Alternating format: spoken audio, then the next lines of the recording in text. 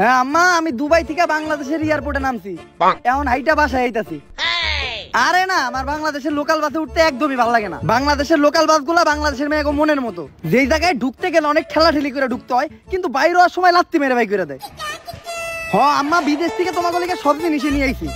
এই প্রবাসীকেও দুঃখই একটা, কখনো কেউ ফোন দিয়া জিগায় না যে ঠিকঠাক মতো খাইছি নাকি, ফোন দিলেই এইটা নিয়ে আইছি নাকি ওইটা নিয়ে আইছি নাকি। হ্যাঁ আমি করার পরে এখন তো খাওয়ার কথা কই ভাই, এখনো কিছু খাই নাই। এই জায়গায় একটা সিঙ্গারার দোকান পাইছি, সিঙ্গারা খেয়ে নেই, তোমার একটু পরে কল দিতেছি। মামা একটা সিঙ্গারা দাও, একটা মরিচও দিয়েন। কি চাইলি তুই? আরে সিঙ্গারা খামু, লগে একটা মরিচও দিয়েন।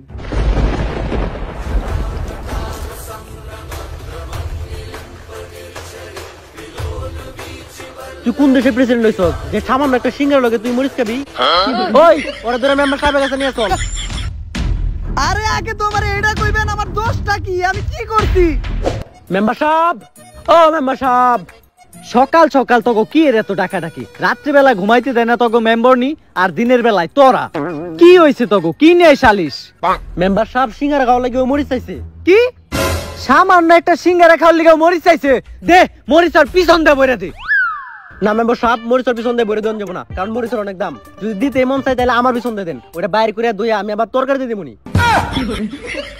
এই বিষয়টা নিয়ে আবার সালিশ হইতাছে কে? আমি তো সামান্য একটা মরিচই চাইছিলাম। সামান্য মরিচ মানে?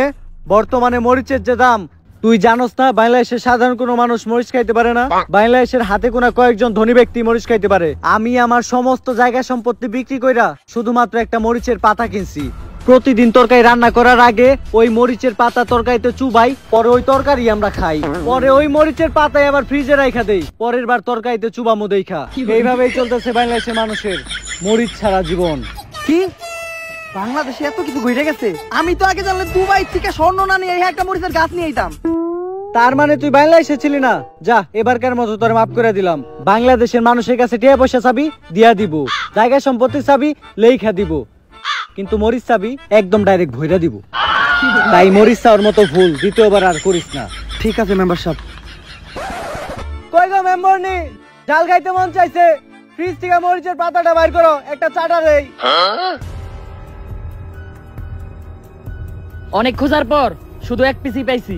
কই মালটা দে। আগে টাকা ধরেন, চেক করে লন মালটা ঠিকঠাক আছে কিনা। আরে এটা তো আমারটা থেকে ছোট।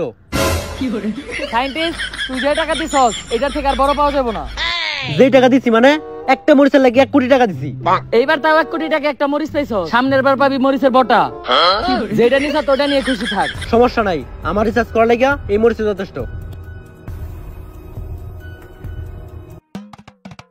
আব্বা তাড়াতাড়ি আহেন, সাইন্টিস্ট স্যার ফোন দিছে, আর্জেন্ট একটা মিটিং আছে। আর আপনারা কতবার কইছে একটা গাড়ি কিনেন, প্রতিদিন না হাইট অফিস যাইতে লেট হয়ে যায়।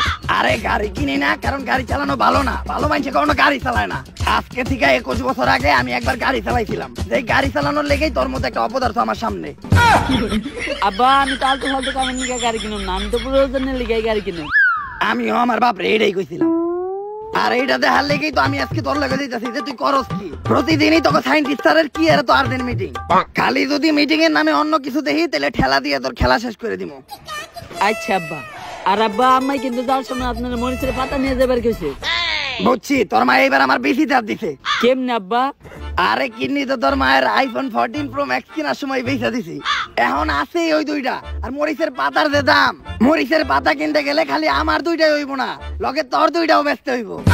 এই মহিলা ঠেলা দিয়ে আমাকে খেলাই শেষ করে দিছে।